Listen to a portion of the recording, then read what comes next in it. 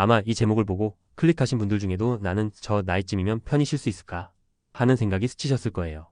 사실 우리 주변엔 퇴직 공무원이라 하면 연금으로 여유롭게 사는 사람들이라는 이미지가 박혀 있잖아요. 평생 안정적인 월급 받고 퇴직금도 받고 연금도 탄다는데 뭐가 부족하겠냐는 시선이죠. 하지만 오늘 이야기할 64세의 김 선배 가명과 들려준 현실은 달랐습니다. 34년 동안 한결같이 일했는데 지금 내가 구직 사이트 뒤적이고 앉아있을 줄은 몰랐어요. 그의 목소리는 참담했어요. 김 선배는 시청 지방자치단체에서 9급으로 시작해 5급 사무관까지 올라갔습니다. 밤낮 없이 일했고 민원 응대에 시달리면서도 공무원으로서의 책임감을 지켰다고 해요. 국가가 나를 책임져 주니까 나도 내 자리에서 최선을 다해야 한다는 신념이 강했죠.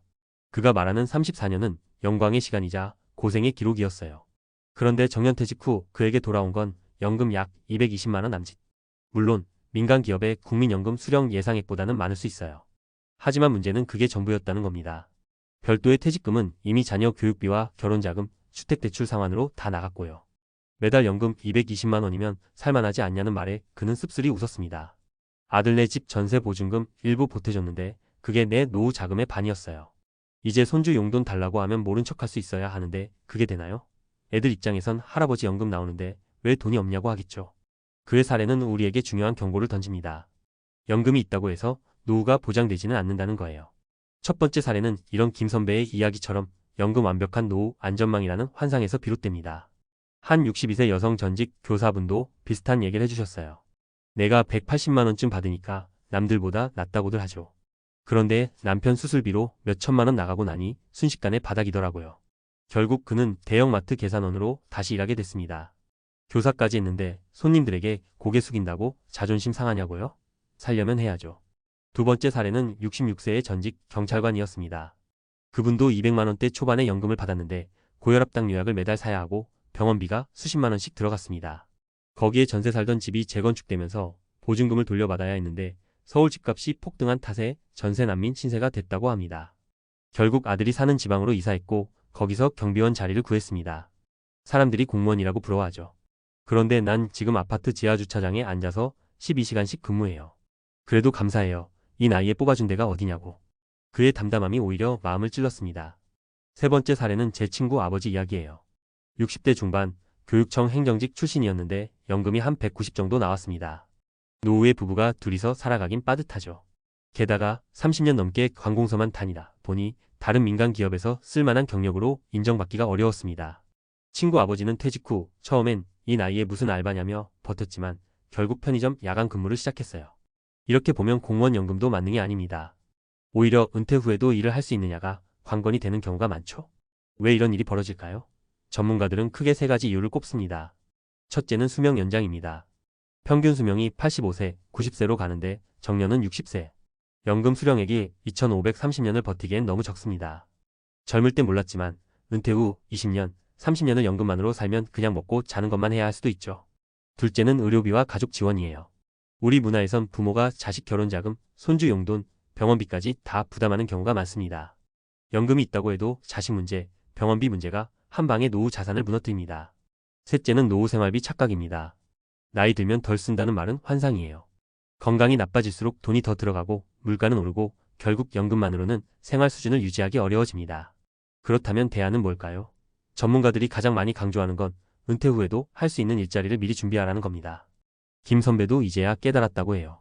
공무원 일만 너무 잘해선 쓸 데가 없더라고요. 컴퓨터도 보고서 말고는 못 쓰고 영어도 못하고.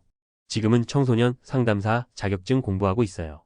노후 준비라는 게 단순히 돈을 쌓아두는 게 아닙니다. 쓸모를 쌓는 거죠. 나이 들어도 할 수 있는 서비스업 기술, 자격증이나 특화된 경험, 온라인으로 할 수 있는 일. 이런 게 없으면 아무리 공무원 연금을 받아도 부족해질 수 있어요. 마지막으로 김 선배가 해준 말을 전해드릴게요. 나도 젊을 땐 연금 있으면 끝이라고 생각했어요. 근데 지금 구직 사이트 보고 있잖아요. 이 나이에 어디서 일할 수 있을까 고민하는 게 너무 비참해요. 내 후배들은 제발 지금부터 준비했으면 좋겠어요. 이건 공무원만의 이야기가 아닙니다. 직업이 뭐든 나이가 뭐든 우리 모두의 이야기일 수 있어요.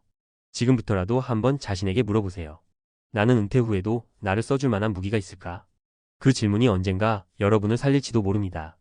방금 이야기한 64세 퇴직 공무원의 충격 고백 사례들을 바탕으로 이번에는 전문가의 시각으로 조금 더 구체적이고 실용적으로 풀어보겠습니다. 말 그대로 연금이 있으니 걱정 없다는 착각에서 벗어나 그렇다면 무엇을 어떻게 준비해야 하나? 를 구체적으로 살펴보자는 거예요. 많은 분들이 나도 공무원이나 공기업이면 노후는 문제 없지 않겠어? 이렇게 생각하십니다. 실제로 주변에서도 그래도 공무원 연금 받잖아 라는 말을 자주 듣죠. 하지만 현실을 냉정하게 보면 연금이 노후 생활비 전부를 보장해 주진 않아요. 먼저 가장 많이 나오는 질문이 이거예요. 공무원 연금 얼마나 나옵니까? 대략 2024년 기준으로 보면 퇴직 전 봉급 수준, 재직기간, 연금법 개정 시점 등에 따라 차이가 큽니다. 30년 이상 재직한 60대 초중반 공무원 기준 평균 수령액이 월 200만 250만 원 정도예요.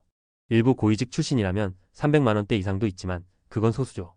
게다가 새로 임용된 세대는 연금 개정으로 인해 급여 비례율이 낮아져서 앞으로는 평균 수령액이 더 줄어들 전망이에요. 여기서 중요한 건 세전 수령액이란 겁니다. 건강보험료, 소득세, 장기요양보험료 등 빠지면 실수령액은 1,020만 원 정도 더 줄어듭니다. 자, 이제 전문가들이 계산하는 노후 생활비를 보겠습니다.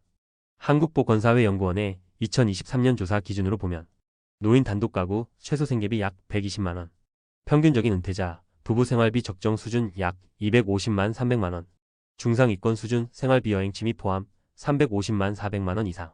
즉 부부가 평균 연금 220만 원을 받더라도 적정 생활 수준을 유지하려면 매달 50만 100만 원 정도는 더 필요하다는 계산이 나와요. 여기에 변수가 있습니다. 건강 악화로 의료비가 폭발적으로 늘어날 수 있어요.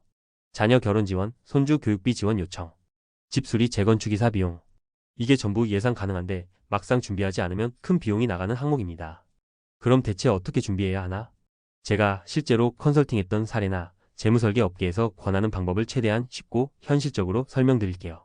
60대 이후에도 가능한 내일을 하나 준비하라. 정년이 60세라고 끝이 아닙니다. 기대수명 85세를 가정하면 25년이 남아요. 월 50만 원만 부족해도 25년이면 1억 5천만 원이 필요합니다. 이걸 연금 외에 충당하려면 방법은 두 가지예요. 목돈을 모아두어야 한다. 소득을 계속 창출해야 한다. 목돈이 부족하다면 일할 수밖에 없어요. 그렇다면 60대, 70대에도 할 수 있는 일은? 경비관리직만이 가시는 경로, 평균 18만 250만 원 수익 가능. 마트 편의점 파트타임이라도 월 100만 원 수준 가능. 방문 판매, 보험 설계성 과형이라 리스크 있지만 노인층 대상 강점 활용 가능. 온라인 강의 유튜브, 장문 등 비대면 플랫폼 기반 수입, 운전 대리 배송 등. 팁을 드리면 55세 이전에 자격증이나 경력을 하나라도 만들어 두면 선택지가 확 늘어납니다. 사회복지사, 요양보호사, 경비원 신임 교육 수료, 상담 사청소년 노인부부 등, 바리스타, 제과 제빵 자격, 컴퓨터 활용 능력. 이런 자격증이 있으면 나이 들어도 이 사람 쓸만하다는 평가를 받기 좋아요. 이 연금퇴직 금개인 자산의 실제 사용 계획을 구체화하라. 많은 분들이 연금 수령액만 듣고 괜찮겠네라고 생각합니다. 하지만 언제, 어떻게 쓸지를 계산하지 않으면 허무하게 증발해요. 매달 꼭 필요한 고정비 관리비, 식비, 통신비를 연금으로 커버하는지 확인. 의료비 월 평균 65세 이상은 보통 3,050만 원 예상 포함. 여유비 여행, 손주 용돈 예산 책정. 그리고 반드시 목돈, 지출 스케줄을 미리 상상해보세요. 주택 유지 보수 5년 주기 리모델링 500만 1천만 원. 자녀 결혼 지원 평균 3천만 5천만 원 요구 안 해도 주고 싶은 게 부모 마음. 장례비, 요양시설 보증금 등 최후 비용 2천만 5천만 원. 연금 생활자들도 실제로 내가 쓸 돈을 자식한테 미리 다 써서 빈털터리가 되는 경우가 아주 많습니다. 삶 지출을 줄이는 노후 설계도 병행하라. 마지막으로 전문가들이 항상 권하는 게 지출 구조의 변화예요. 연금이 부족하다면 소비를 줄여야 합니다. 주거비 줄이기 지방 이주, 전세월세 전환, 주택규모 축소, 차량 유지비 차 팔거나 경차, 대중교통으로 전환, 고정비 줄이기 휴대폰 요금제, 각종 구독 서비스 해지. 예를 들어 차량 유지비 보험세금 주유 정비가 연간 300만 500만 원이라면 25년이면 1억이 넘어요. 이걸 줄이면 연금 부족분을 상당 부분 메울 수 있죠. 주의사항도 꼭 말씀드릴게요. 대충 되겠지는 가장 위험합니다. 시뮬레이션을 숫자로 해보세요. 자녀가 알아서 해주리라는 기대는 버리세요. 건강관리는 재테크입니다. 병원비가 가장 큰 리스크입니다. 너무 늦기 전에 준비하세요. 50대부터 움직여야 60대가 편합니다. 결국 연금이 있으면 안정적이긴 하지만 모두 해결해 주진 않는다는 게 핵심이에요. 특히 60대 이후에도 내가 할 수 있는 일을 만들어두고 연금 수입원을 만드는 게 매우 중요합니다. 은퇴 후 구직 사이트를 보는 64세 공무원의 절박함을 나의 이야기로 받아들이고 오늘부터라도 한 가지씩 준비해보면 좋겠습니다. 나도 저 나이 되면 이렇게 말할까? 아니면 준비 덕분에 여유 있게 웃을 수 있을까? 그 차이가 결국 오늘에서 시작됩니다.